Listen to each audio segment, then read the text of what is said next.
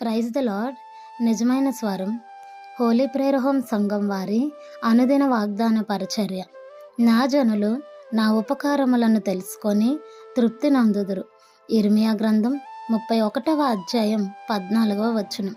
ప్రియమైన దేవుని వారలారా, ఇజ్రాయేలీయులు అనేక మార్లు పాపం చేసి దేవుని నుండి తొలగిపోయినప్పటికీ ఆయన మరల ప్రేమ చేత కనికరము చేత వారి పట్ల అనేక అద్భుతాలు జరిగించి వారిని శత్రువుల చేతి నుండి విడిపించి గొప్ప చేశారు.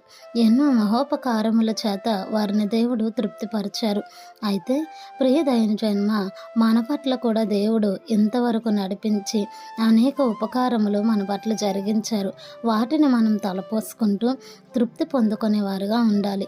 ఆయన మేలు చేత హృదయాలను తృప్తిపరిచే దేవుడు గనుక మరచిపోయేవారుగా కాకుండా కృతజ్ఞులై ఉండాలి. దేవుని నుండి మేలులు పొందుకొని అనుభవించి లోకం వైపు తిరిగిపోయేవారుగా కాకుండా కృతజ్ఞత భావం కలిగి ఉంటే ఇంకా అనేక ఉపకారములను మనం ఆయన చేత పొందుకొని తృప్తిగా జీవిస్తూ ఉంటాం. ఈ వాగ్దానం మనందరి పట్ల నెరవేరాలని ఆశపడుతూ ఉన్నవారు దైవజనులు బ్రదర్ పి. నెహెమియా గారు. God bless you. ఆమెన్.